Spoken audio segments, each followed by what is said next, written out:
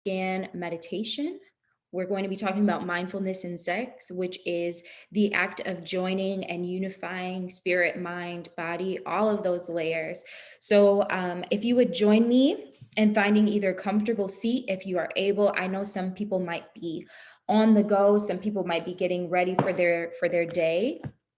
But if you are able to find a seat or lie down wherever you are, and we're just going to do a really brief body scan meditation. So once you are comfortable, once you find that seat or lie yourself down, if you are able to, or if you're listening to this later on, if you're on the go right now, I'd suggest you listen to this later on and get your body scan check in. Go ahead and close your eyes if it feels safe to you, if you're able to. If not, just lower your gaze, soften your gaze. You can look at a wall and soften your gaze. Look down at the floor, soften your gaze. And take one deep breath all the way down into your belly, filling all four sides of your belly, all the way up. And release it. We'll start our body scan at our feet. Notice if there's any tension in your toes. Sometimes we hold tension by gripping our toes against the floor. If you have high arches like I do, sometimes those places can be sore. So just check in with the soles of your feet and your toes. See if there's some space where you can relax those areas a little bit. And as you continue to breathe naturally, check in with the backs of your legs, with your calves, with your shins. Are you holding tension there as you wake up for the day? Can you flex your toes, flex your feet a little bit to release some of that tension and bring awareness to your lower leg, to your shins, your calves? How about your knees? Notice how they're feeling today. Are you feeling a little bit sore? Is there a quick stretch you can do in your lower leg to help release some of that tension and soreness there? Bring awareness to the back of the knee as well. Sometimes we hold tension in these strange places. So make sure you're not holding any tension in your lower leg from your knees down. As you take one more breath, check in with your thighs, with your quads. Make sure the full leg is relaxed and you're just noticing without any judgment, what's happening with my legs today? What's going on as I wake up and get ready to get going for this beautiful Thursday? What's happening with this thigh on the left and on the right? And as you take one more breath, again, breathing naturally as we move through this exercise, call attention to your low back. This is a place where a lot of people, including myself, hold a lot of tension. We live in a world where a lot of us sit all day for work and we don't get to spend a lot of time paying attention to our low back. So again, just check in. No judgment. If there's pain, let's notice it. If there's tension, let's try to do what little we can right now to release some of that. Breathing in again, checking in with your abdomen, with your belly, with your stomach. Do you notice that you're clenching in that area? This is an area where a lot of stress manifests and a lot of stress is held. You clenching in your belly and in your abs. A lot of us have a tendency to, even without noticing, hold in our stomachs and suck in our bellies, even if no one else is in the space. So go ahead and release that if that's something that you're doing. Checking in with your abdomen, again, without any judgment. And as you're breathing more intentionally, more naturally, check in with your ribs, your breastplate, around your heart, your lungs, your whole chest area. And see what is happening there? What kind of sensations are happening there as you breathe in deeply and expand your rib cage? Lift your breastplate and your chest and expand your upper body with breath, with life, with air. What's happening there? Again, no judgments, just observation. What's happening in your body this morning? We'll take it down to the hands, your fingertips. Do you notice any clenching there? Are you making a fist? Can you release that? Can you allow your hands and fingers to soften? If they're facing up, can you allow them to just gently curl a little bit? If they're facing down, can you make them a little heavier, a little more rested? Not holding them in place if they're facing down, but just fully allowing them to rest. Notice what's happening with your wrists. If there's any tension or soreness there. Again, a lot of us spend time on computers, on our phones. We don't always check in with our wrist and see what is happening there. See what sensations we feel in those joints. Move it up to your forearm. As they rest either on your legs, maybe on your bed, on arms of the chair. How relaxed can you make those forearms? How heavy can you allow them to rest wherever they are resting? And as we breathe again, check in with your elbows, another joint that we don't necessarily pay attention to unless there is soreness or pain. But let's check in and see what's happening with our elbows today, those joints that do so much for us every day. What's happening there? What sensations are there? And we'll move it up once more to your biceps, to your upper arms. Is there any soreness there? Any tension being held there, consciously or not?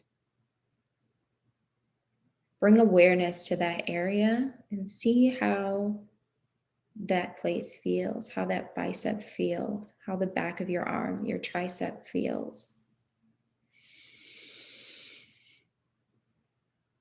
And as you breathe once more, check in with those shoulders, right? We know this is a place where a lot of stress and a lot of tension manifests as well and gets trapped there and held there. Can you drop your shoulders away from your ears? Make sure they're not rounded, hunched over, but in a relaxed, neutral position, right?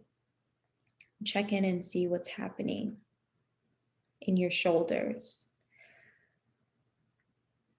And then we'll move up to your neck and your throat.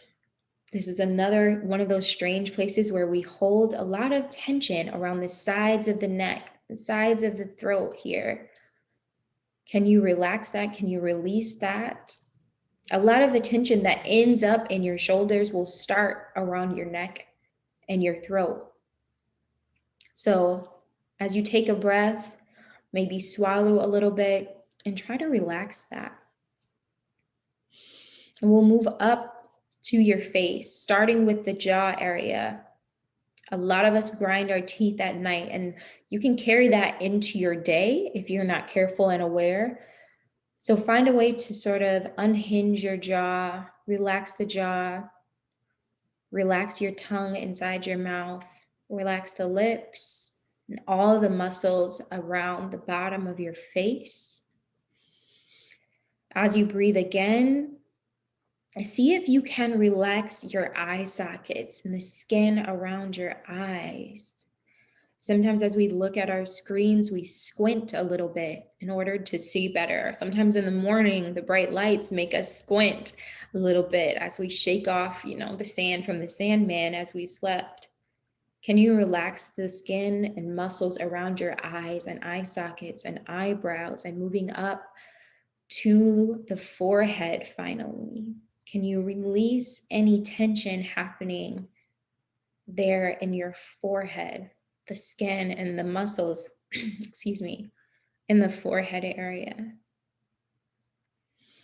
Take one more deep breath all the way through the body, through all four sides of the abdomen, filling your belly up, up, up, up, up into your chest.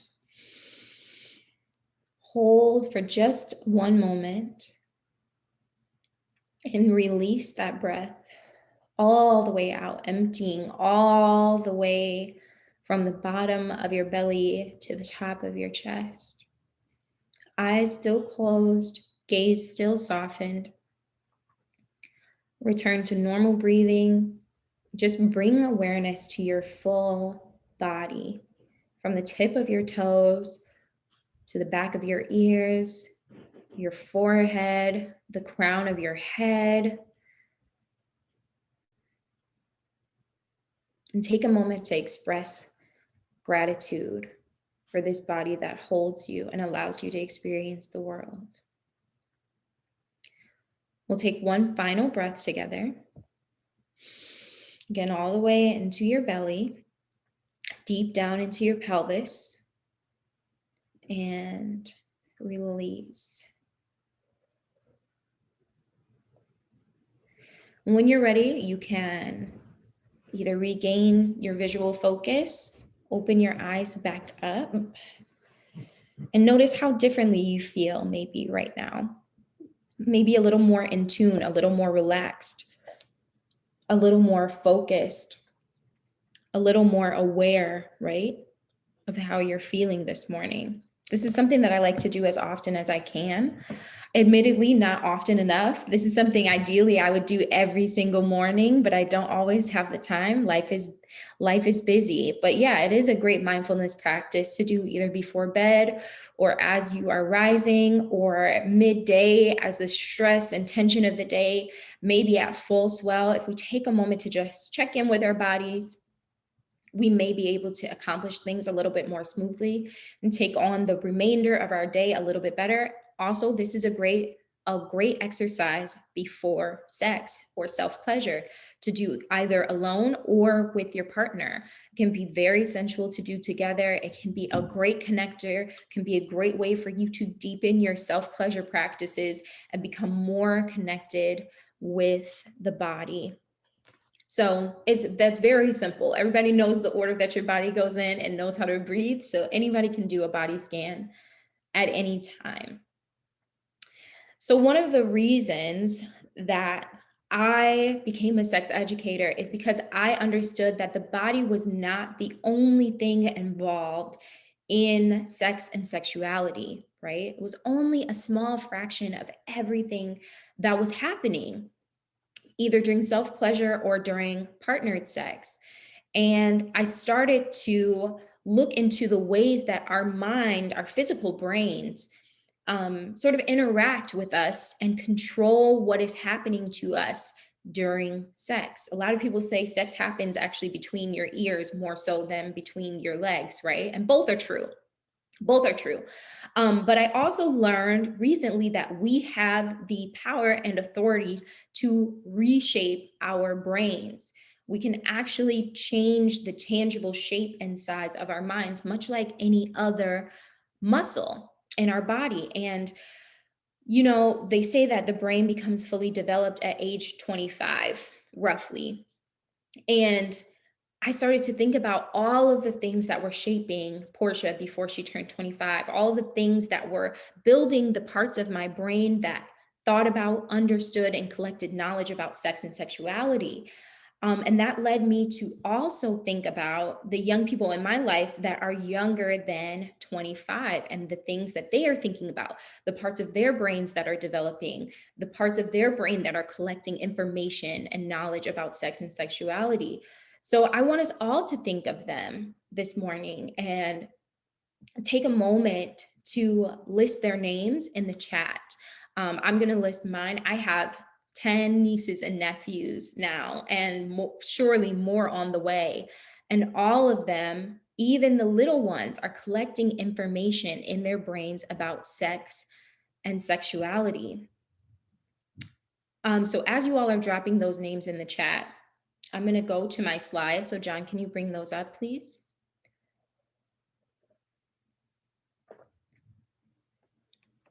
And we don't have to just share the names of the young ones. If you don't have younger people in your life, we can also list the names of maybe some of the older people in our lives, our elders and ancestors who taught us about sex and sexuality, who helped us shape the parts of our brains that hold information about sex and sexuality.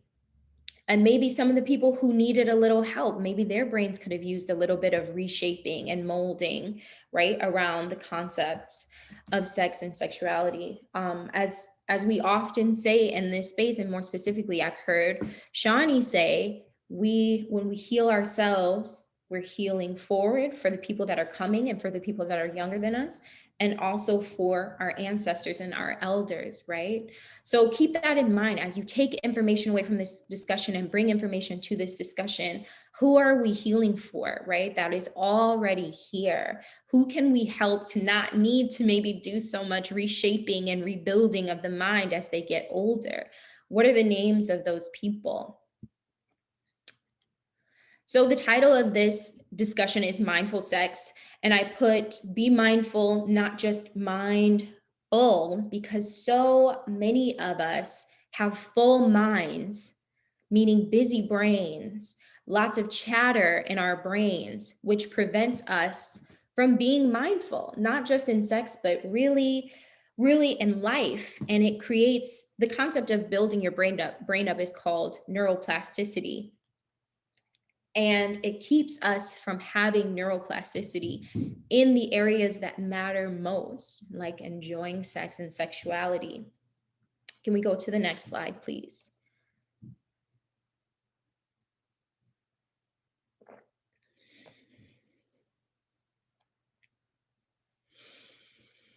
Okay. Beautiful. So many beautiful names, beautiful names, beautiful names, beautiful names. Okay, so this might be a familiar scenario to this, and then I want to hear from community your reactions to this to this scenario, and tell me if it sounds familiar to you. So imagine this. You're in bed with your partner, or maybe even you're alone, right? And self-pleasuring. And you're being intimate either with yourself or with your partner, and all of a sudden your mind starts to wander. What was it you meant to put on your shopping list? Or why didn't your boss reply to your email? I can't forget, it's trash day tomorrow. Many of us feel very distracted, disconnected, not present physically, in sex, but in life in general. And on the most extreme end, this distraction and disconnection can result in sexual dysfunction, erectile problems, vaginal pain, low or no libido, right? These are things that manifest not necessarily from physical issues, but from mental distractions and an inability to stay present. So that can severely hamper our quality of life and our relationships. In many cases, there could be a very simple solution, which is doing more practices like the one we did this morning when we did the body scan, incorporating more mindfulness into our daily lives as a way to build up that muscle again, to build up that neuroplasticity. So what's happening in the chat, y'all? In the chat on Zoom or Facebook, whichever. There are a lot of names that were dropped in the chat. A lot of young people, folks in the prime of their sexual or the burgeoning sexual aspect of themselves that have been listed here. And, Portia, I want to thank you for this. Just in thinking about the session that I did on the menstrual flow, like naming those names. And here, I have not really, I think about this, but not in the way you just presented it, this context, and like lifting up these names, like seeing them all listed here and what the potential is for transforming our relationships because we have this in mind, that mindfulness that you guided us through earlier in this whole conversation, it just gives me life. So thank you for creating this context that I can add to my sacred space, my altar, um, prayers and affirmation about my son and who he is as a sexual being, and my grandchildren, just amazing. So thank you. Yeah, by having moments like this and participating in discussions like this, we get to transform ourselves. But as we know, liberation is nothing if it's just for us as a singular being. But when we get to take that information and these discussions to people who are still earthside and that we can physically speak to and pour into, it's that much more valuable, right? And it expands beyond just this one conversation with these people that are here on Zoom right now, here on Facebook right now. It expands far beyond that. So it makes the impact that much deeper and wider. But I'm curious, who would like to share an experience such as this, of being distracted, of having things come up when you're trying to be intimate, either with yourself or with a partner? Thank you for taking this slide down. I was just about to ask. Y'all are on it this morning. That's beautiful. Because I know for a fact in the work that I do and the people I communicate with, this is a recurring theme. If you have not shared this experience with someone, or you're not sure if you're the only one, I can tell you without a shadow of a doubt, you're not the only one. Terry has raised her hand. Okay, let's see. We'll unmute her or invite her to do so. So, Terry, if you're able to unmute yourself, if you would. Yes, good morning, everyone. This conversation is so apropos, and I feel so good to know that I'm not the only one that I'm being intimate, and my mind is on my shopping list and my job. And I was like, what's wrong with me? I'm supposed to be focused on what's happening in this moment, and I'm not. So I just wanted to share, and that this is affirming, to know that this is something that happens, and also that I can be empowered to do things so that I can appreciate the moment. Yes. So currently, when you have those moments of distraction, what happens? What do you do? How do you try to alleviate that or combat that? Sometimes I try to bring myself back to the now moment. Um, Sometimes I have to be perfectly honest with you. I'm actually on that journey. The mind is actually wandering from one thing to the next thing, to the next thing, to the next thing, And sometimes I have difficulty bringing myself back to the moment of now. Do you mind sharing how that makes you feel as a sexual being? Do you feel like something is wrong with you? Do you feel like, oh, this is common? Like, what is your emotional reaction to having that happen, if you don't mind sharing? Oh no. And I'm sorry that I'm not on camera. You're fine. Um, um, yeah, sometimes I feel like, yes, something's wrong with me. Um, particularly when I listen and I hear other people talk about the energy that it gets exchanged Mhm. during those intimate times. I'm like, what am I doing? So why am I missing out on this flow of energy and this form of communication and intimacy, that I'm not getting all that I could be getting out of this moment? I hear you. Thank you, Terry, for sharing. I really appreciate your vulnerability, because I think a lot of people feel that way and have that experience as well. Um, And I think my upbringing, mhm. my participation, I was raised practicing Catholicism, and a lot of those things focus on you staying busy, busy, busy, busy, Mhm. and they do not highlight um, the importance of sexuality in your life, and the positiveness of it outside of reproduction.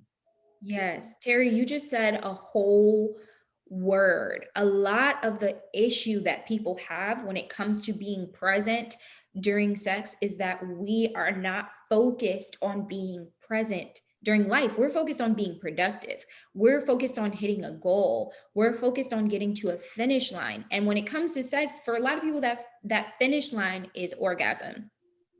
However, in order to get there, we have to remain physically present during sex. And if we are not practiced in that outside of our sexual moments, we have a really difficult time sort of pivoting and switching gears and suddenly being present.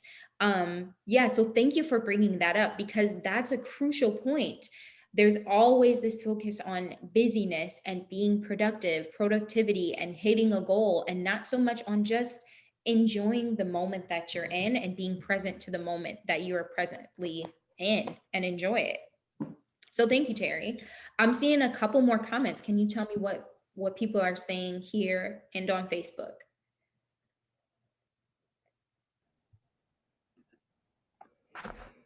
Okay. Um, Nigel says, when I can't be mindful, I am frustrated and feeling unfulfilled. Mm. Louise says, it's not only you, Terry. Thanks for sharing. And Nefertiti said, I don't really drift, but if I do, I pause. All right. So are Mm. you interested in hearing more from one of these three awesome wonders, or do you want to move forward? Oh, can we please hear from, I think the first one you said was Nija. Yes. So Nigel, if you're open to sharing and unmuting yourself, please do. Sure. Good morning. Hi, Portia. Hi, how are you? Good Um, to hear your voice. yes, good to see you. Thank you. Thank you for the conversation. So yeah, when I'm distracted by the list that I have of things that I have to do, or you know, just life, like you said, I have found myself thinking or creating my grocery list in my head during the act, and it's not as if it's not good. It's just there's busyness in my mind, and when that happens, of course, I'm not mindful because my mind is elsewhere. And so I'm we get to the finish line and I'm like, well, that was unfulfilling, Mhm. because I wasn't fully present. And so, it just leads to frustration. Um, that is my own making. And so yeah, that's how I'm left, feeling frustrated. And unfulfilled. A lot of us who, particularly people who struggle with orgasm, we also struggle with focus in our sex lives and being present. But you can also experience orgasm and then it just feels like you said, like unfulfilled. Like I missed the whole thing. I don't know about y'all, but I've had major events in my life where I wasn't present: birthdays, families, weddings, special days, and my brain is occupied by something else. And even though I'm physically there and physically experiencing it, when the day ends, I feel unfulfilled because I wasn't present. And sometimes sex can be that way. Even though you may experience it physically, you don't get the fulfillment if you are not fully mentally, spiritually there. Thank you for sharing, Nija. We have Cheryl with her hand raised. Awesome. Grand Rising, everyone. Can you hear me okay? Yes, you sound great. Wonderful. So I'm very, very present to the fact that sometimes when the getting started part, that I may not be present. And what I realized that I'm such a sapiosexual person, which is, more about being more mentally sexually stimulated, that I have to stop and sometimes tell my husband, I don't know, we have to connect in my mind. We have to talk about some things. And whatever's on my heart, whatever's on my head, we'll talk about it. And then once that's cleared, then I can really drop down into my body and experience what's going on in the present moment. And other than that, if it starts and I'm not drifting because I'm in my head, but I'm just still not present, what I'm present to is to just take some deep breaths and just tell myself where I am and what's happening in my head. I'm not saying it out loud, but I'm telling myself, hey, this is happening. Like, are you really ready for this? Like, come on, be with this. So it's like bringing my presence into my mind and my body and my spirit, just everything aligning. And that's when, the magic happens. But I'm very present to the fact that if I got stuff on my brain that I haven't talked about, it'll be a non-starter. How did you learn that about yourself? Because a lot of people, particularly women, will just go, I have to shut it off. I have to shut off my brain, because we're socialized and conditioned to not feel empowered to look at our partner and say, wait, slow down. I need to talk to you. I need to brain dump a little bit so I can actually be here. How did you learn that about yourself? Are you aware of how? Well, I'm also trained as a tantrika, or in Mhm. tantric practices. So in that, that was something that was a key to let me know just before any experience to really get in touch with your breath. And so when I didn't do that, I realized there's a missing. So I don't always bring the tantra to the experience, but I always bring the breath, Mhm. because the breath is really how it centers me and takes me out of my head if I can, and if I can't, there's then I'll sit there and say, well, this is not happening, and I'm not going to force it because I want the full experience. Listen, I'm not here for the short, or for the less than fulfilling experiences. I got 31 years with this person, and I want to feel all of that when I'm experiencing it. So I definitely felt like, okay, what is there to do? What do I need? And I just would ask myself. And that's what came up. It's like, I need a conversation, or I need to run through the grocery list, and I need to tell what happened last week or whatever. And once I've done that, I'm clear. It's like a clearing. So that's Mhm. how I found out, through trial and error. What's coming up for me, as thank you for sharing this, because I don't think most people feel empowered to take that liberty with their partners and really get what they need before they engage, and so they can be fully engaged, right? And don't even have the presence of mind that that's what they're needing. But what's coming up for me is a lot of people struggle with the concept that I'm just supposed to be turned on magically, like immediately, like it happens in movies and on TV. When in reality, most people have what is called a responsive desire. What happens on TV is called spontaneous desire. You just are like all of a sudden thinking about sex and you're like, I gotta go get it. But responsive desire is like someone presents a concept to you, presents sex to you, starts touching you, starts kissing you, and then you have the opportunity to respond. But it's also okay if you don't immediately respond to touch, if you respond to a conversation, if you respond to the sound of your partner's voice, or what have you. So I just really want to commend you, Teresa, because, or excuse me, Cheryl, because that is something that a lot of people struggle with, and struggle to find voice, and struggle to find the opportunity to say, this is what I actually need, and then have their partner actually comply. So thank you for Yeah, that share. you're welcome. And sometimes I'm also present to the fact that it might even just be a backed up cry. Mhm. Sometimes that's needed, just like whatever is needed. And my husband has, been very wonderful about giving me space for that, and be patient through it, and then knows that, all the goodness comes on the other side. So thank you Thank for this you. conversation. Of course. Thank you for sharing. I saw a couple of other hands go up. I'm not, Teresa Scott has her hand up. there we go. One of the things like the lady was saying is that for me, sex has been like a negative thing. So as I got older, it's a lot more freedom. But lately, since the doctor was talking about discussing about having cancer, I feel like my womanhood has been on trial. That's how I felt at first. Um, Mm. and even trying to be intimate myself, I feel like it's a lot of pain now.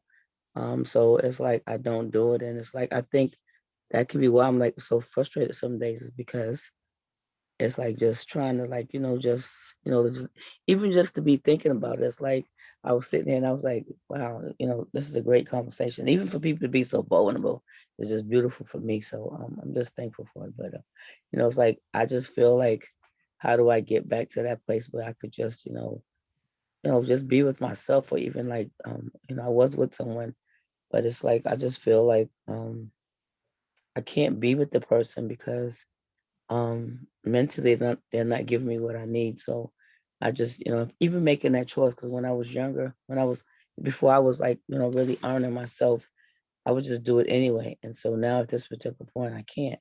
But, because of, them saying, with the medical thing, I don't know if I got in my head that, it's not going to work, or, it's not fixed, whatever. But it's like, I don't have that same, relationship with myself. And I'm struggling. I hear you. Sometimes I do have a couple of follow-up questions, so stay with me here. Sometimes when we are dealing with major stressors, I hear you mentioning that there's a health concern that's happening. We cannot process sexuality. We cannot process feeling turned on. Our brains physically cannot process those two emotions, stress and desire, at the same time. So when there are huge concerns happening in our lives, it's actually normal for our desire to sort of peter off. Some people have the inverse effect where they'll face stressors, but they have an increased desire. But it's far more common to experience a decreased desire. And then we feel guilty, like kind of like what you're saying. You feel like, oh, why don't I want this? Why don't I want to be intimate with ourselves? But in reality, it's actually completely normal. And it's completely normal to not put pressure on yourself to feel like, well, I have to do this. I should be this. I should feel that way. When if it's not in your nature and desire is not coming up, or if you're making an attempt and nothing is happening and it doesn't feel natural or intuitive to you, that's okay, because there are other ways for you to connect with yourself and to connect with people aside from sex. And putting pressure on ourselves often has the reverse effect. Telling ourselves how we should feel often has the reverse effect. But I'm interested to hear a little bit more. You said that there's pain. Are you talking about physical pain? Or are you in sort of like an emotional pain space? No, physical pain. So when you try to engage in pleasure, there is physical pain. Mhm. Like it's like I'm in so much pain afterwards. So I was like, just forget about it. It was like, I'm not doing that. And I don't know because of, what the doctor said, but it's like the first time that I ever experienced that, so it's like, it aggravates me some days, it's like when y'all was talking about it, I was like, I am so disconnected with myself. I feel, just, that part of me that I've just totally forgotten, to even try to even deal with it. Because it's just having this conversation, I was like, Teresa, do not cry. It's like, it's just aggravating. And it's like, and it's a pain behind. That's how I feel. And I would, like to get past this place, and it's like, and I wonder what I've said to myself. I wonder if I ever will have it, like, because of, all the different things that they're saying that they might have to do to my body. So it's like, am I ever, like, has it gone? Mm. Well, I'm not certain of the full extent of what is happening to you, but I know that there are other people probably in this space who are going through something similar, who experience pain with intimacy. And the solution to that varies, right? Depending on what the actual issue is and what is causing pain in the body. But what I will say, and my advice to you and anyone else, would be that we should explore other ways to connect with ourselves intimately. If there's a particular part of the body that is causing pain or discomfort, we don't have to force it. We don't have to engage there. But there are other ways that we can create intimacy with ourselves and still experience pleasure. Shawnee and I had a conversation earlier this week about non-sexual ways that we can experience pleasure and create intimacy for ourselves. And that can include taking long extended baths and showers and really enjoying the sensation, doing a body scan while you are in the warm water and checking in with your body as you bathe. Food is another great way to experience pleasure. You can give yourself a massage on parts of your body and areas of your body where you don't experience discomfort or pain. So I want you to be encouraged and be patient with yourself and with your body. Okay. Thank you. You're welcome, my love. What else is happening in the chat? I see a Uh, lot lots of comments. A lot. So there was a comment made by Jackie earlier about how she and her partner are engaging and not engaging. She spoke about anger and even when it's talked about and resolved, how there's still a lack of desire. So I would love to hear from Jackie. Nefertiti also spoke about how her and her partner speak about, you spoke about earlier, the distracting energy, and she said how they pause, address it, and then cuddle or do something else to shift gears and then get back into the space like when she's ready. So lots of awesome shares here, but if you want to hear from Jackie, Yes, yes, yes, yes, yes, please. If Jackie Jackie is willing will. to Mhm. Good come morning. to us. Hi, Hi, how are you? good. How you doing? I'm doing okay. Good, good, good. Explain a little bit more, expand upon what it is that you're dealing with. History. What do you mean by that? There's been some issues over the years, and I don't think that we fully resolved them. Um, I've tried, but I think that my partner sometimes just doesn't want to go there and doesn't want to resolve the issue. So I just kind of let it go. So how does that appear as a block or a distraction for you being mindful during sex or being It, fully present during sex? Or does it? it doesn't. It doesn't at all, because it very rarely happens. So when it does happen, I'm like, okay, I'm going to be in this, but it's not. eh, It's just, it is what it is. What do you mean when you say it is what it is? I think we become complacent and just like comfortable with the lack of intimacy. And what about your experiences with yourself? Does it impact your sensual or sexual relationship with yourself? It didn't until recently, which is How? weird. Because I would masturbate, I would do whatever I needed to do to satisfy myself. And then I tried maybe about a week ago and nothing. I felt absolutely nothing. What do you think is different? Is there more stress? Is there more tension? Is there something going on with you outside of your relationship with your partner? No, I think menopause had something to do with it. I'm losing a lot of sleep. I didn't think the menopause would affect me because it's been going on since I was 55. So it's over before 55. So I'm like, it's been 4 years now. And I wasn't having that issue before. And I don't even think there's dryness. It's not even that. It's just that I actually didn't feel anything, nothing, Mm, which yeah. is the first time ever in my life. So menopause is one of those places where we don't know necessarily how it's going to affect each individual person's libido.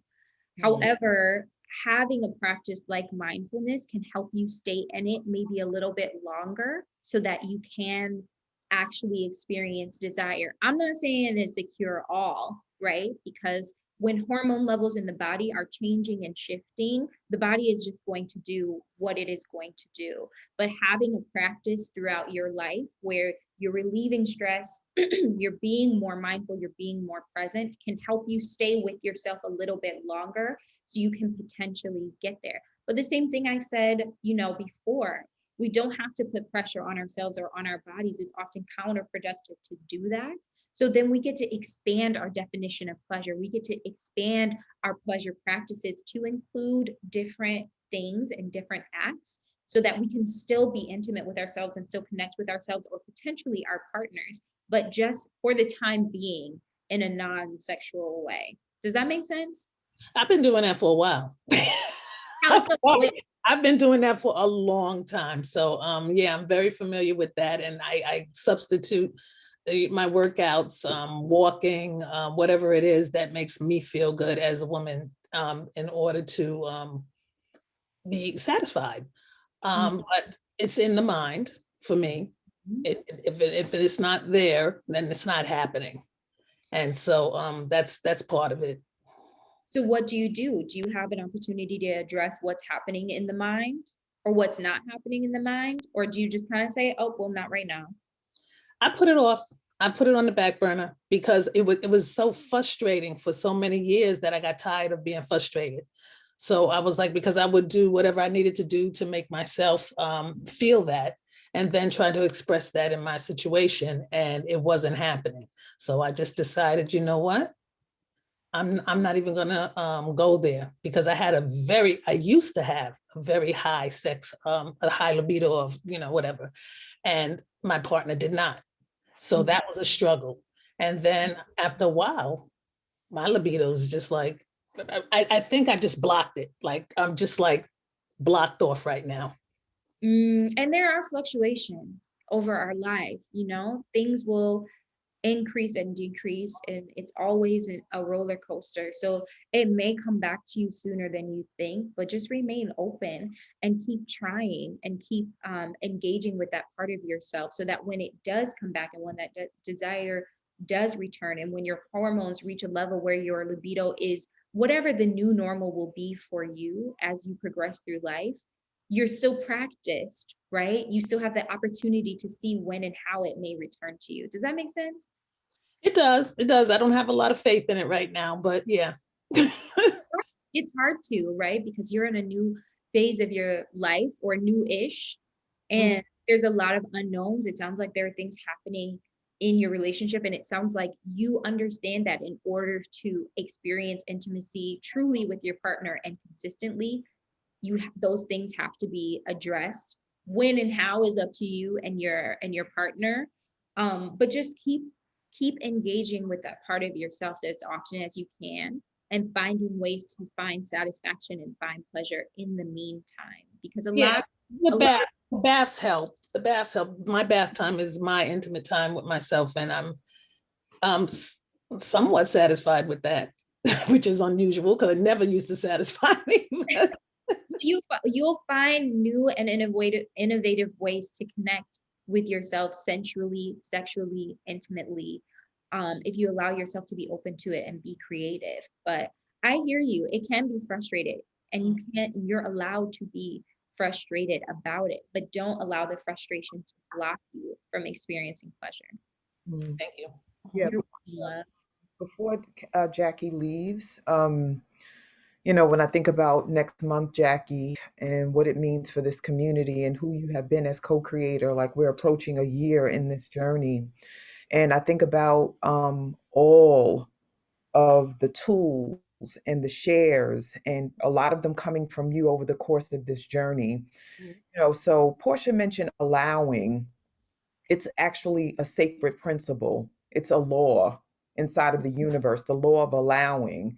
Part of it, and I resist it too, allowing things to be what they are, allowing ourselves to accept, allowing ourselves to forgive. And I love forgive, right? You know who your partner is. You can forgive ahead of time for what the conversations might be like. Not being like stuck on, like, I know what he's going to say, but just in case, I forgive him ahead of time for maybe being scared, maybe being traumatized by certain conversations. And so when you approach we are sometimes in the past and not in the present moment in conversations. So I want to charge you to utilize some of the skills and the tools that you have manifested over almost 365 days of this experience. And I'll say this last thing, because Portia talked about pleasure in other ways. What I loved about this journey is you let us into your personal space. You transformed a room into sacred space. And there's so much opportunity to look at the paint on the walls, the lights. I'm looking behind you right now. I'm like, shit, I'm amped up about the light over there. I'm like, that looks great. And like, it's stimulating me in a specific way. You have it in you to manifest pleasure. But if you don't allow it, and if you stay stuck in the script that you've created about him and about yourself, this is really about you, then you won't manifest it. So look around you.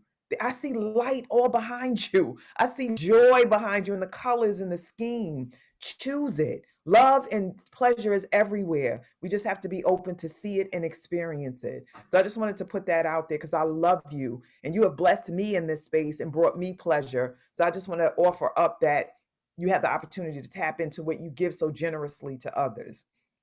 Thank you. I appreciate that. And I have been trying to do that. This is an area in my life that's really, I can't even talk about it. Don't talk about it. Cry about it. And I charge you to look at where this existed before he even came on the scene. And how you make it about him, but it's really about what you brought into the relationship, what you magnetized, and what you've allowed over time, right? And so, and what you're not saying, like, you know, what you're unwilling to say and own for yourself. And I don't want to, you know, take over the space. I just wanted to make sure that I spoke with what's in my belly about what you're sharing. So cry, let those big, beautiful eyes that you have release and be conscious of what you're crying about, because you can think it's about one thing when it's really about something else.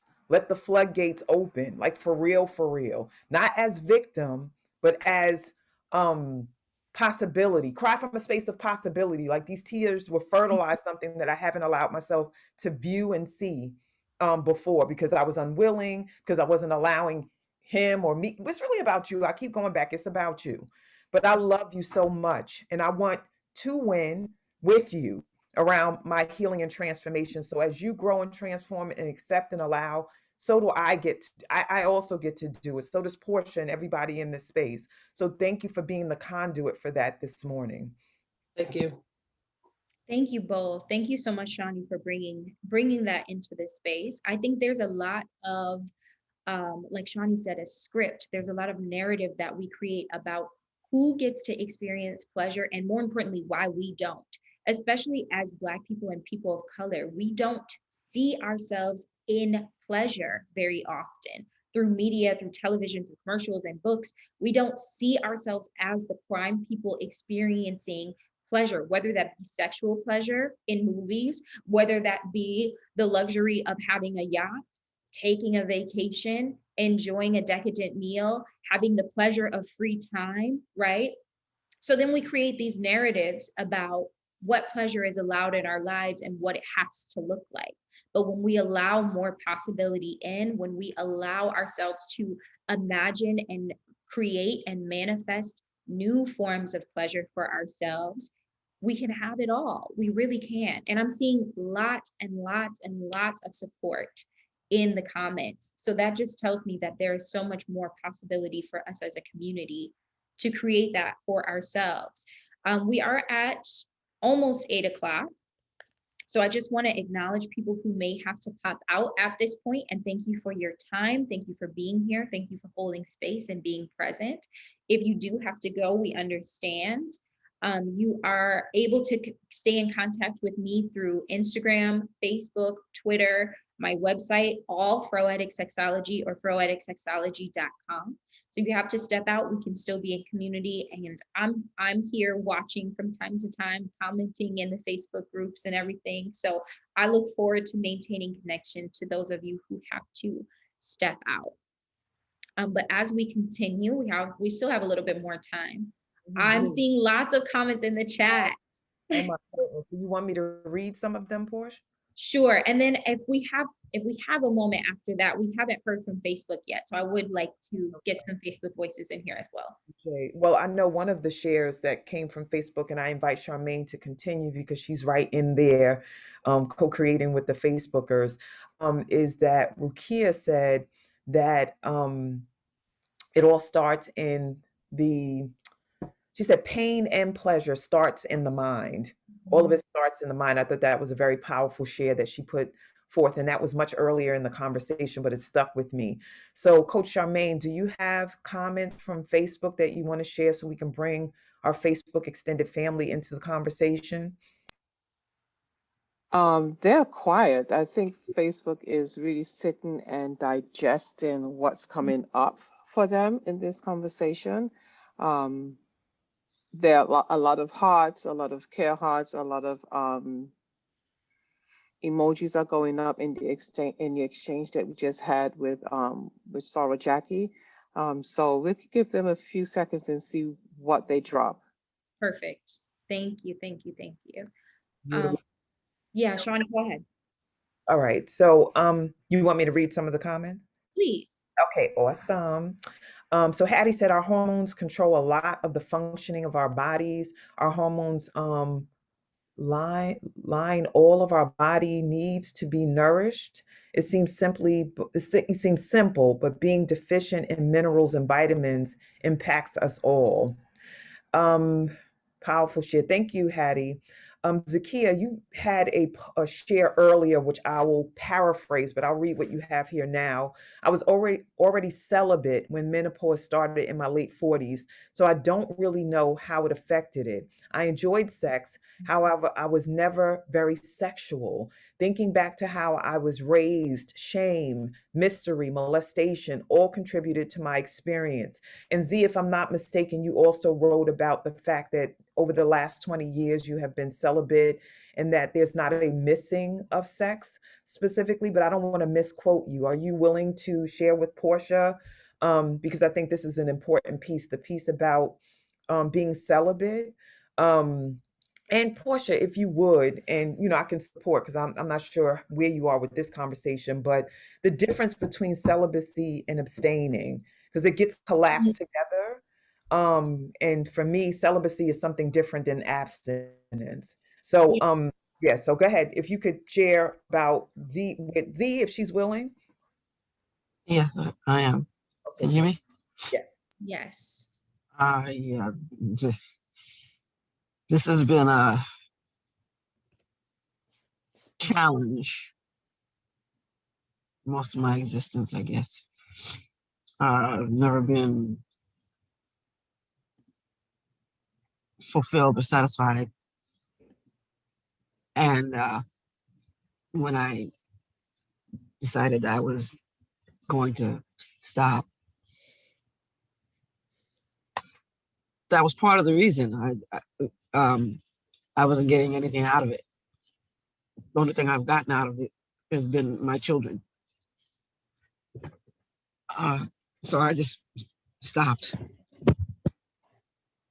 And then I stopped even looking for anyone to maybe change that. I didn't see a reason. I think a lot of people can relate because we are told from a young age that sex is twofold, right? It's scary, it can be painful, there's a lot of harms that can come from it if you do it incorrectly, if you do it before marriage, if you don't do this and you don't do that. But also, we're told that we're kind of presented with this giant carrot that sex is so magical, so beautiful, so blissful, and feels so wonderful. So when we don't get that, it feels like, okay, well, what is the point of this? And as you expressed, beyond procreation. So you chose celibacy, correct? Yes. In an effort to sort of address that, right? So just to touch on what Shawnee is saying, often the difference between celibacy and abstinence either can be tied to faith.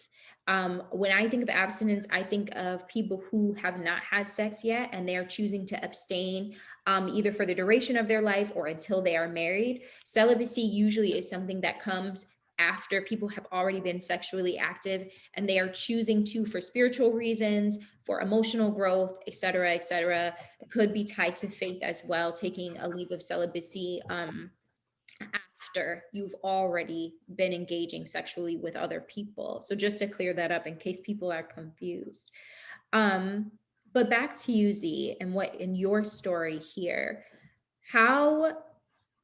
what was going on in your mind as you were figuring out that you weren't getting anything out of this? And what do you mean by that? What do you mean by I wasn't getting anything out of sex? Do you mean physically, emotionally, both, neither, something else? All of it. It was like a job. When I engaged, it didn't feel like something I was really enjoying. I was just doing what I thought I was expected of me. And I got, I rarely even had, in fact, I'm trying to remember the first time I ever had an orgasm. It was way after I had started having sex. And then they were rare. And even when they happened, when they were over, it was like, okay, Not fulfilling. at all. So even when there was orgasm, it's not fulfilling. Kind No. of like what we talked about earlier, right? Where maybe are not fully present for the experience. So even when we have orgasm and we meet that goal that supposedly sex is about, it's not fulfilling, right? Because as we know, this thing is multi-layered. There's energy exchange. There are multiple reasons that people engage for sex. It can be work. It can be a negotiation tool within a relationship. It can be for connection. So orgasm may not necessarily be the point. It can be purely for pleasure. So maybe the connection part is not the point, right? But if you're not getting anything out of it, you may choose to abstain or choose celibacy. Do you engage with yourself? Or are you looking to experience pleasure with yourself? Or are you shutting out to all of it? Uh, I hadn't for a long time. It's oddly enough, I wasn't looking for a relationship at all. And just before the pandemic hit, um, I was approached and I decided to try and be open and then and not for sex, but for just for a relationship. I haven't even looked at trying to have a relationship um, for a long time. I haven't wanted one, haven't felt a desire for one. Um, have so much stuff going on that it almost feels like more work to develop a relationship. I got so much stuff going on that to have to fit that into feels like work. It really does. And my partner can't relate to that. So we have a lot going on to where I'm not even sure I even want to continue to try. Mm. A You lot know, of a lot of us have a lot going on in our lives, and then pleasure and intimacy and relationships fall to the bottom of the totem pole. When in reality, the true alignment we should seek in our lives puts pleasure at the top. But that's contrary to everything we are taught. It's work, responsibility. I have kids. I have relatives to take care of. I have to keep my house clean. I have health concerns, right? But I want to encourage you to envision and imagine, and again, allow yourself to think about what it might mean to create a life that prioritizes pleasure higher, prioritizes intimacy higher, prioritizes that relationship, or more importantly, the relationship with yourself, because I'm assuming the partner that you are seeing is not here, but you are. So I want to speak to you. Imagine prioritizing that intimacy with yourself higher and how that might impact those other things you have going on, how it might make those other responsibilities a little bit easier and more joyful to take on. And I know this is contrary to what a lot of people are taught and how we are taught to organize our lives. But true liberation comes when we prioritize pleasure. Pleasure is actually the measure of our freedom. And when we prioritize pleasure, we are then better able and more equipped to take on our day. Does that make sense? kind of. Say more. um, I guess it's been so long since I even considered it. Mm. Actually, I'm trying to. I don't know when I considered my pleasure or my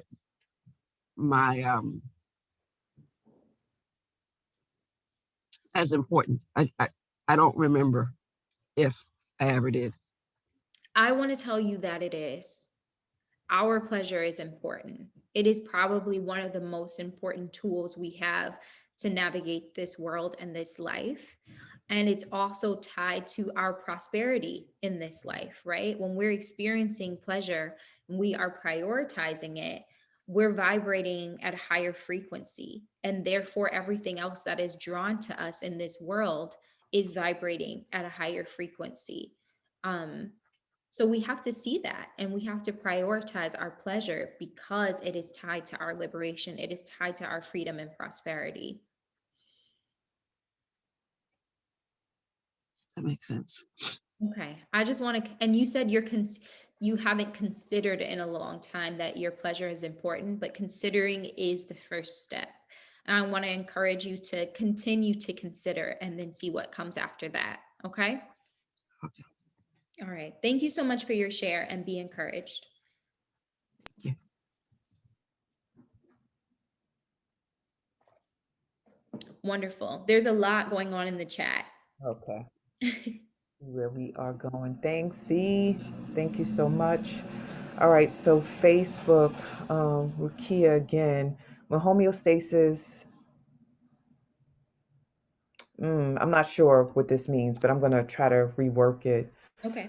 Um, oh, I guess when we're at a space of homeostasis, balance, equilibrium, we can choose change and make our change our right. Mhm.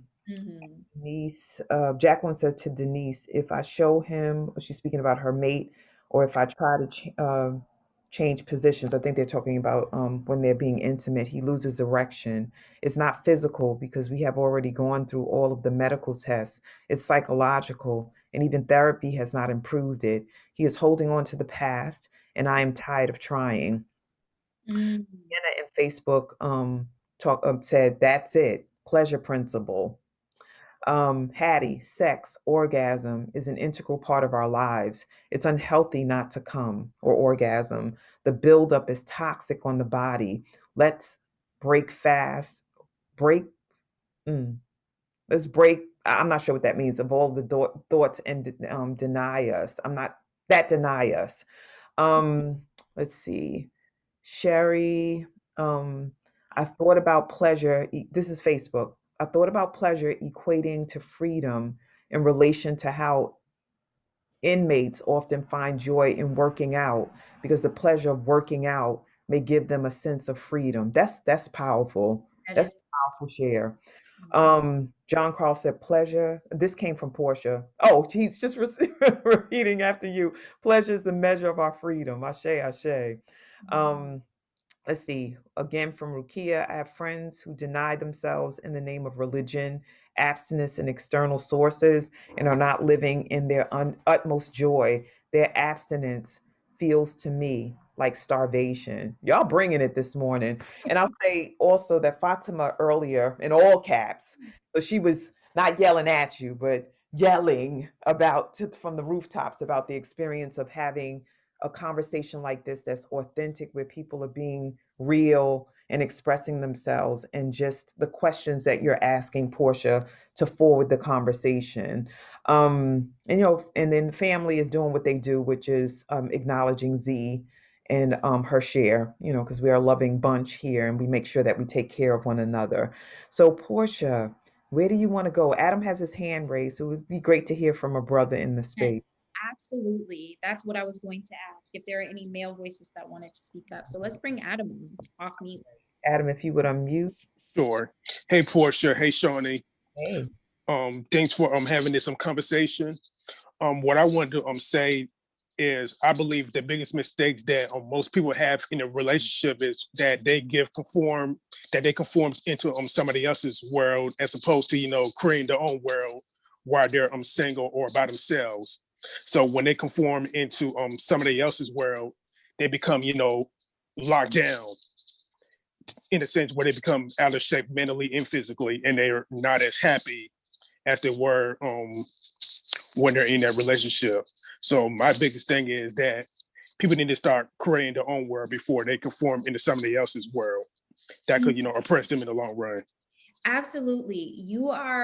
You're bringing up one of my favorite principles when it comes to sexuality, and that is that the most important sexual relationship you will ever have is the one you have with yourself.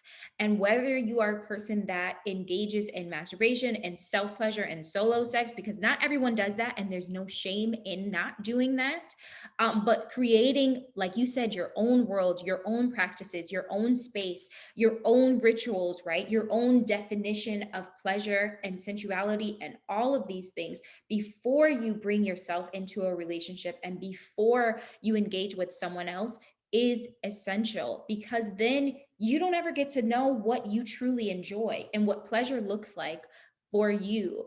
The safest person for you to have sex with emotionally can be yourself, right? Because you can stop when you're ready to stop, you can keep going when you're ready to keep going, et cetera, et cetera.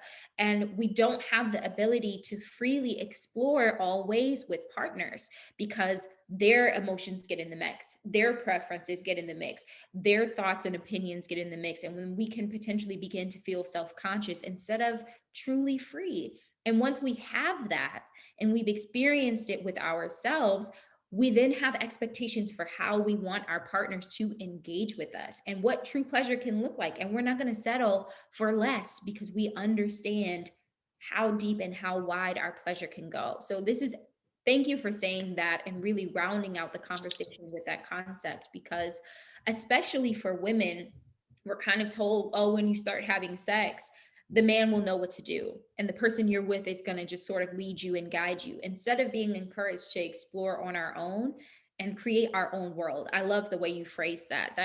It's really beautiful because you really can create your own sexual ecosystem, your own world before you engage with a partner. You're welcome, Portia. And another issue that I have with males is when they conform into, if anybody understands Western civilization, if anybody conforms into that world, the man becomes very controlling, very insecure, very entitled to what the woman can do. But at the same time, he can go out and have multiple female partners, which is very hypocritical. Mm-hmm. Mm-hmm. The imbalance in power dynamics. Sex is a lot about power dynamics. And that imbalance is one of the things that keeps us all from equally experiencing pleasure, security, safety, right? Because if you're worried about your your partner respecting the boundaries that you've set in the relationship, you don't feel safe with them. And how can you experience pleasure if you don't feel safe with your partner? So this is another extremely important and crucial point to understand. Thank you so much, Adam, for sharing. You're welcome. You're welcome. And I believe that's why some women are very uncomfortable of getting into a relationship with certain males because of that mentality.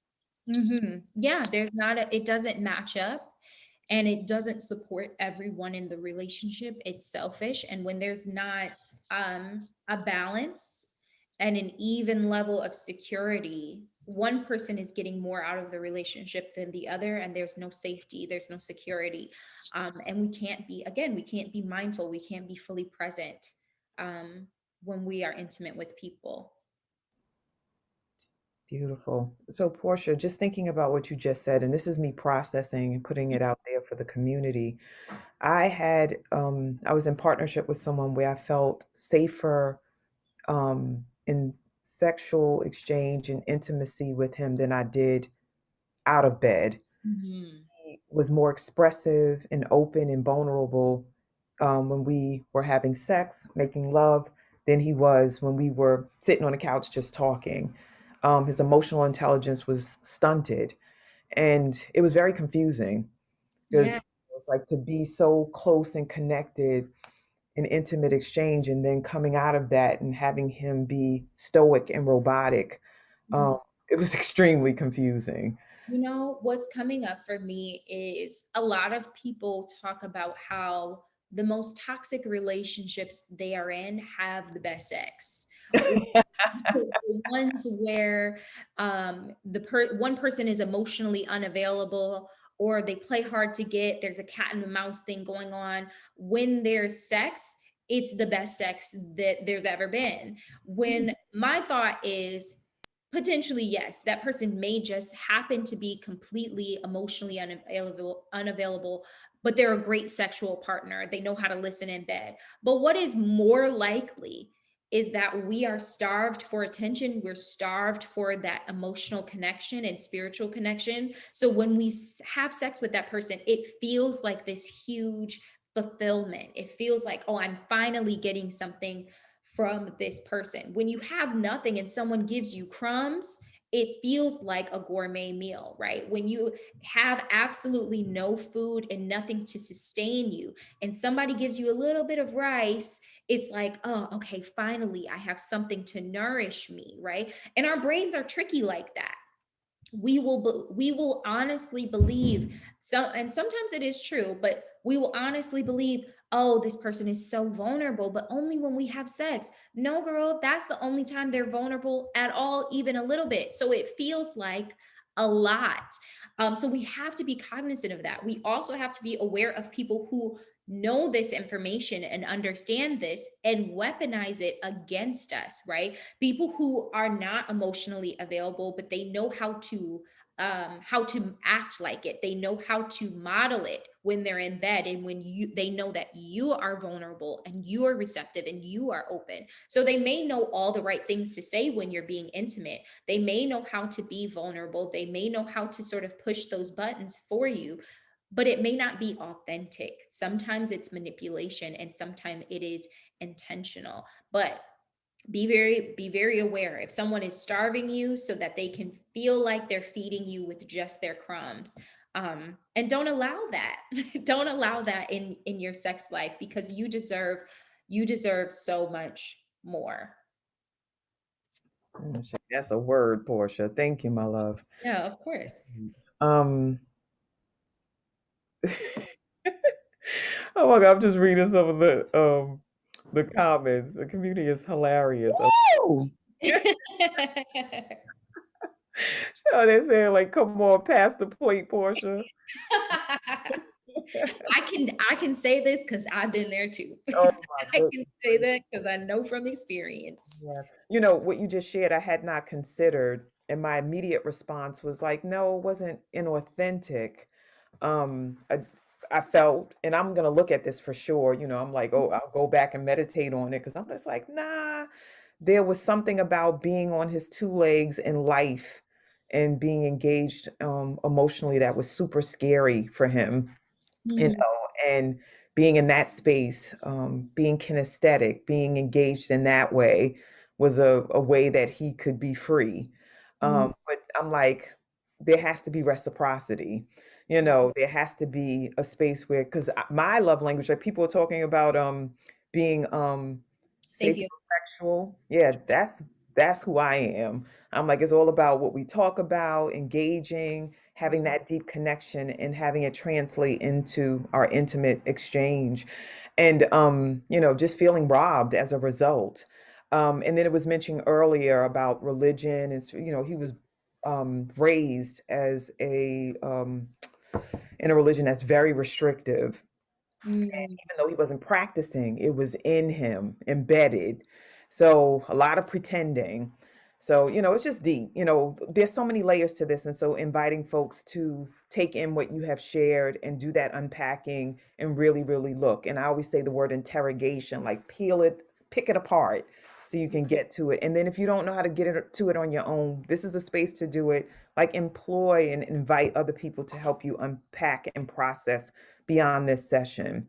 So where do you want to go next, beloved? ooh, I'm processing myself. I do want to remind everyone that this is a process, and that interrogation has to happen more than once. We heard from a lot of people with a lot of different experiences, all of them unique but still connected. And that interrogation has been happening over the course of their life to get them to where they are, to what they share today. And it will continue after this conversation. This is just one part. So, the biggest piece of advice I have for people when it comes to doing that interrogation and peeling back those layers is to do so with compassion. We're talking about mindfulness today and sex. And one of the biggest elements of mindfulness is to do so without judgment. And that's the part that we have the hardest time with. Is we can be mindful, we can observe our thoughts, we can bring ourselves into the present moment, but as we're doing so, we can be judging ourselves. We can be saying, oh, Portia girl, you're so distracted, you can never focus, your brain's so busy. But to do so without judgment and with compassion is where the real transformation happens. So as you are going through this process and as you are unlearning and relearning, just remember to not be judgmental of yourself and of your process, because it's beautiful no matter how hard it is. And I'm so grateful for all of the people that shared really tough things and being really authentic and vulnerable, and even saying, I don't know, I'm not sure, right? Because that sets so many people free. Kathy put, intimacy is into me, I see. Yes, right. That's exactly what we are trying to do. Whether the apparatus that we use is self-pleasure, mindfulness, the two in tandem, we're just trying to see into ourselves and do so with compassion and without any judgment. Ashe, beautiful. So, if you're open, we can speak to one more person. We can read the chat. You can make your final declarations and shares with the community. Is up to you how you want to move. If someone has something they are just burning up to share, I'm open to having them. All Um, right. yeah, I'm open to having one more person come on. If there's someone in the chat that we see is bringing up something really good that could be good for the community. Sure. So just thinking about this healing and the peeling back and the revisiting again and again, because there's always more to discover. I agree, Portia. Louise said this is such a powerful, freeing conversation. I still struggle with being patient with myself and my pleasure because I know it takes me a long time to orgasm. Sometimes I don't take the time to enjoy my pleasure. So, Louise, if you're open to exploring that, I think that there is a lot of juice for all of us to drink from and nourish ourselves from if you're willing to share. Sure. Good morning, everyone.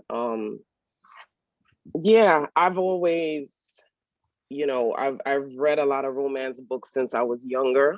So part of my idea of what, you know, sex and sexuality was supposed to be like, okay, in the romance books, they saw each other and she was all beautifully wet and, he hit it just right and they had the most explosive, explosive sexual, intimacy. And in real life, it didn't happen like that for me. Um, so even now at this age of 49, I still struggle because I realize that I need a lot of foreplay. Mhm. And in terms of trying to, many times I've said, you know what, I'm taking too long. Let me just make sure that my partner gets theirs because their pleasure was more important than me. And now, with this transformation I've been going through the last year, I've been working on being patient with myself, being patient with my pleasure, knowing the things I like, learning all this to slow it down, to deep breathe, and to do all of that.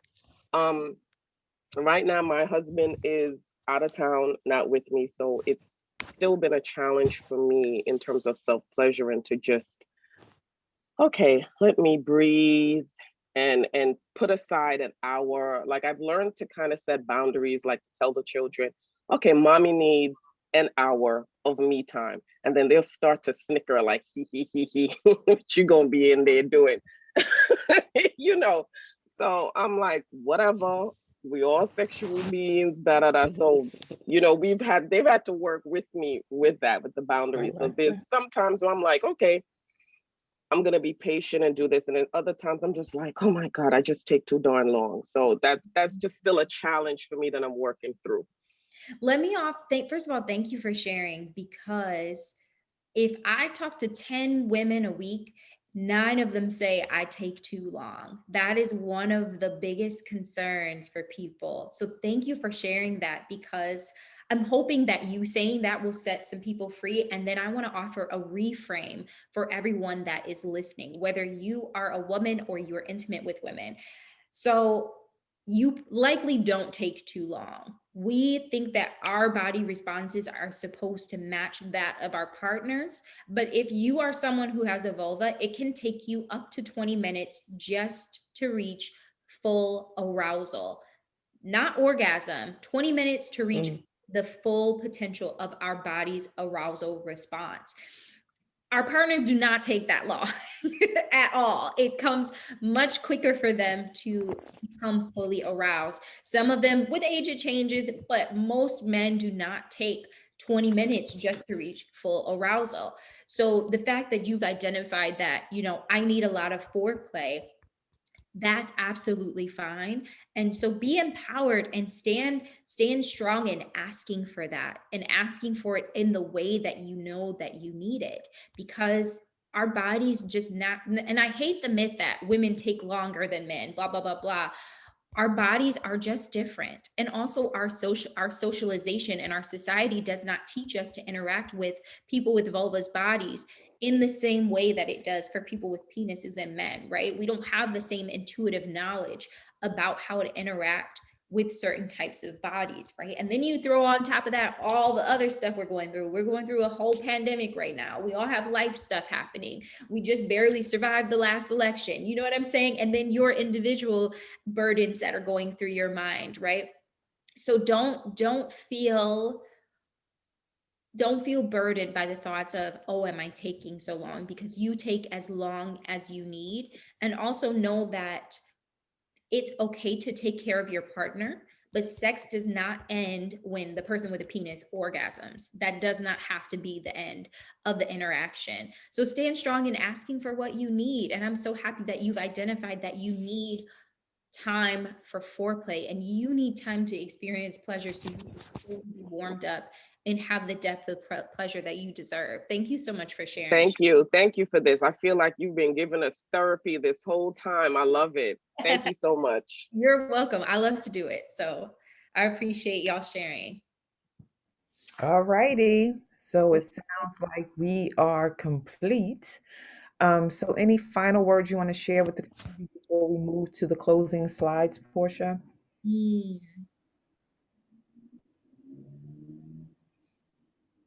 I had something and now I lost it. That's okay. It is. And we're not complete. So if it comes up as we're working through the slides, please do share. But, just want to express my deep appreciation for as a community for what you have brought into the space and how much of a blessing you are and have been this morning. So John, if we're ready, we can move forward with the closing slides. Yes, I am ready. And first up is a special offer. Yes. So first of all, thank you everyone who has stuck it out for the duration of this conversation and being so vulnerable and open. And in return, I would like to offer a discount on my coaching services. Anyone who emails me within 1 week, 1 week from today, with the subject line, "Wake Up Everybody," will receive $10 off of a coaching session. But it does have to be scheduled within a week. And just for clarity, I only work with women. So unfortunately, this offer is only open to women. If you are a man who's looking for a coach, I'm happy to help guide you to someone who does work with men, but unfortunately I do not. You can still email me, but unfortunately I do not offer services to men at this time. The email address is hello@froeticsexology.com.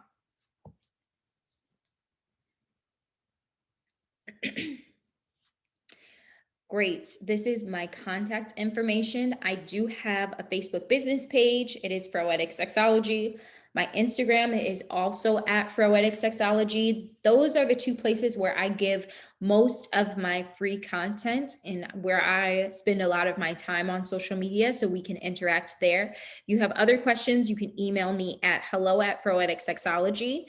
My website is froeticsexology.com. I do offer a bi-monthly newsletter. So twice a month, every other week, I send out a newsletter with some coaching advice, some thoughts. You can keep up with other events and workshops that I do through the newsletter. So you can sign up for that newsletter on froeticsexology.com.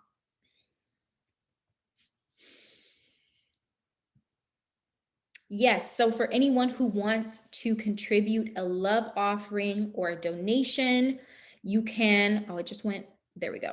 You can do so through Zelle or QuickPay, pardon me, at sowleadershipdevelopment@gmail.com, or Cash App, $Spirit of a Woman. And the code would be number 270PB. So we know it is for today's session. Today is day 270.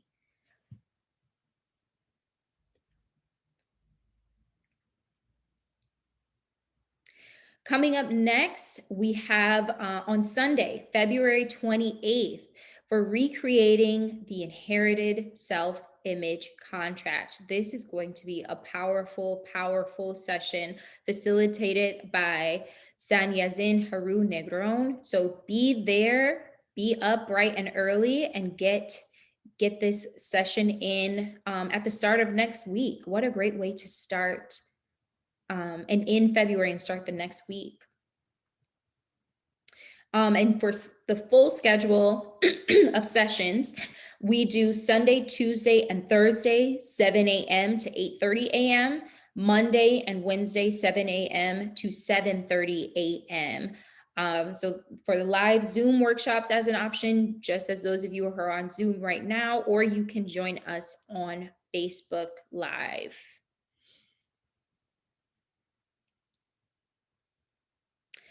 And to stay in touch, here's the information to register for the Wake Up meetings. You can go to bit.ly/wake